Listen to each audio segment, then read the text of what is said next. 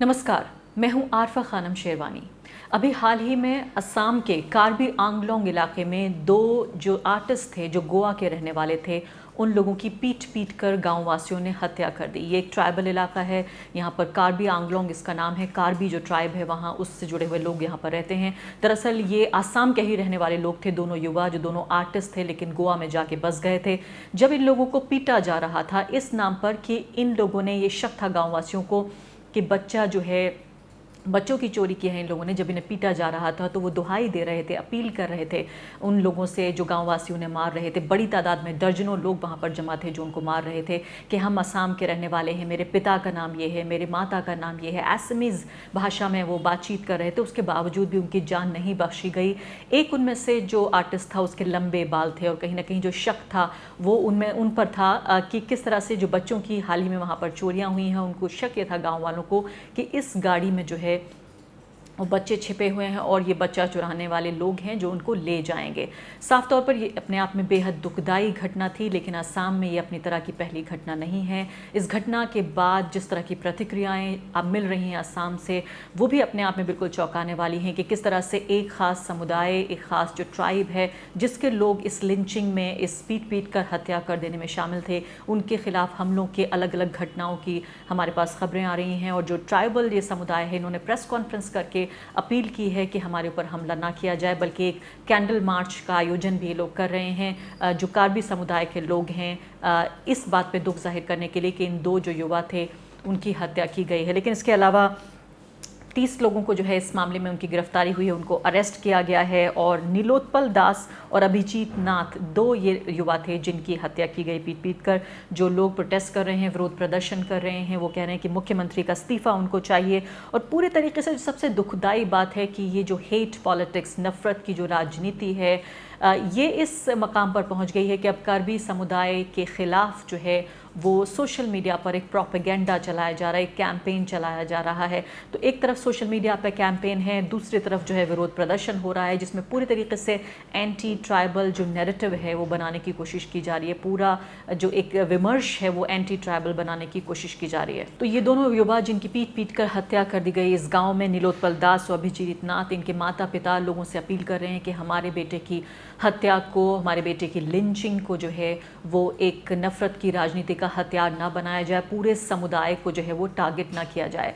यहाँ अच्छी बात यह है कि पुलिस जो है एक्शन ले रही है और 30 लोगों को गिरफ्तार किया गया और छानबीन की जा रही है क्योंकि दबाव बन रहा है पुलिस के ऊपर। लेकिन आप याद करिए कि आखिर हम यहाँ तक कैसे पहुँचे, ये समझना बहुत ज़रूरी है कि किस तरह से एक देश के तौर पर जहाँ अलग अलग धर्म, संप्रदाय, जो जातियां हैं, अलग अलग जो क्षेत्र हैं उनमें हम बटे हुए हैं कि गिनती करना मुश्किल है कि कितनी जो विभिन्नता हम में है। आखिर कब हम एक इस तरह की सोसाइटी बन गए, इस तरह का समाज बन गए जहां दूसरी तरह से दिखने वाला व्यक्ति, उसे जीने का अधिकार हम छीनने लगे।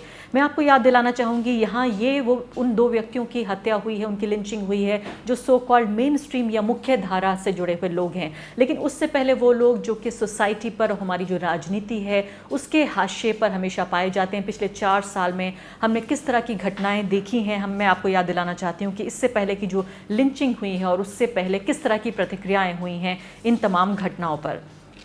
आपको याद दिलाना चाहती हूँ मैं, असम का ही 1 मई 2017 का मामला, सिर्फ साल भर हुआ है इस बात को। 2 मुस्लिम युवा थे, उनको लिंच कर दिया गया नाओगांव डिस्ट्रिक्ट में, ज़िले में, और उनके ऊपर आरोप यह था कि उन्होंने शायद गाय चुराई हैं।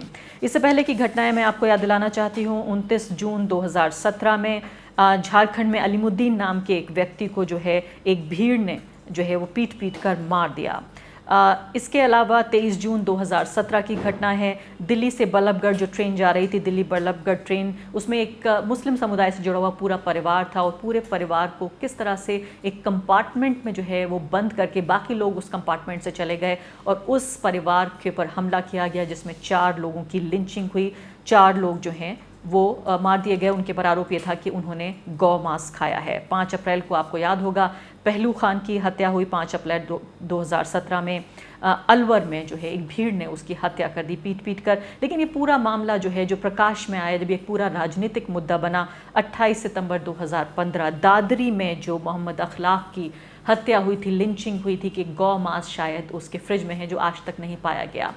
इससे पहले की घटना ये है कि किस तरह से ऊना में देखा हमने, गुजरात में दलितों के ऊपर जो है हमले हुए हैं। तो दलितों पर हमले, मुसलमानों पर हमले, धार्मिक अल्पसंख्यकों पर हमले, किस तरह से लगातार एक समाज के तौर पर जो हमारा रिस्पॉन्स है, जो हमारा जवाब है, हमारी प्रतिक्रिया है, वो किस तरह की रही है कि जब तक दलितों पे हमले होते रहे, अल्पसंख्यकों पर हमले होते रहे, हमारी प्रतिक्रिया उस तरह से नहीं रही। जब अब जो मेन स्ट्रीम, जैसे हमने कहा जाए कि अब तक उन पर बात आ रही थी, अब उन पर हमला हो रहा था, आज हम पर हमला हो गया है। हम का मतलब शहरों में रहने वाले पढ़े लिखे नौकरी पेशा लोग, जिनके सोशल मीडिया अकाउंट्स हैं, फेसबुक ट्विटर पे जिनकी मौजूदगी है, और वो लोग जिनकी बात सरकार सुनती है, जिनकी बात मीडिया सुनती है, जिन्हें अखबार रिपोर्ट करते हैं, टेलीविज़न चैनल रिपोर्ट करते हैं, वो लोग जिनको पता होता है कि कौन सी चीज़ फैशन में आजकल चल रही है, महंगे से महंगे ब्रांड के कपड़े पहनते हैं, अंग्रेज़ी बोलते हैं। अब बात उन लोगों तक आ गई है। अब पहलू खान या ऊना के जो विक्टिम्स थे, जो पीड़ित थे, उन तक बात समाप्त नहीं हुई है। अभी दलितों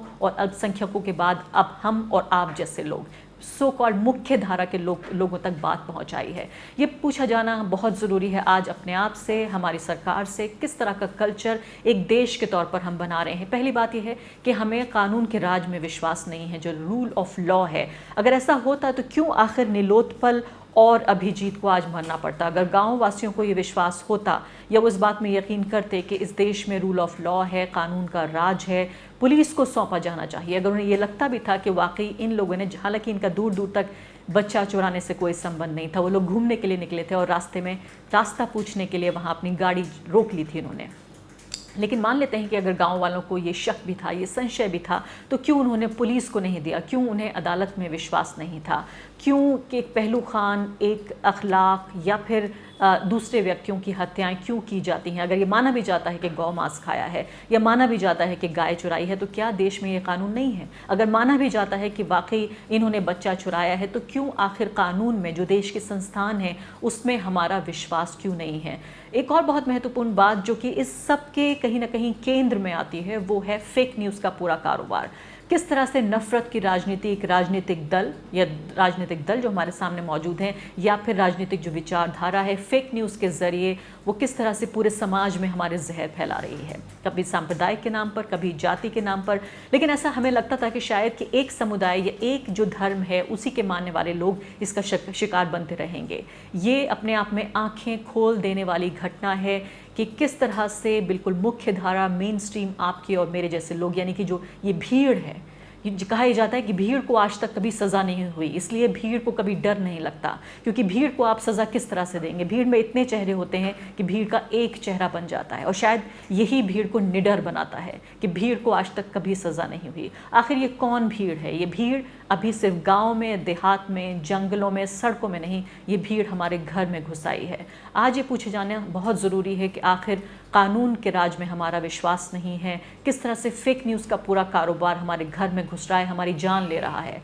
आज ये कहना बहुत मुश्किल है कि मैं, आप या हमारे जैसे दिखने बोलने वाले लोग, जिनको कहा जाता है मिडिल क्लास, वो लोग जो कि देश की सत्ता को प्रभावित करते हैं, पॉलिसीज़ को जो है प्रभावित करते हैं, आखिर उन तक अब ये लिंचिंग, जो पीट पीट कर हत्या करने वाला जो कल्चर है, जो ट्राइबलिज्म है, दरअसल वो यहाँ तक पहुँच चुका है। हिंसा के कारोबार ने, हिंसा की राजनीति ने हमें यहाँ खड़ा किया है।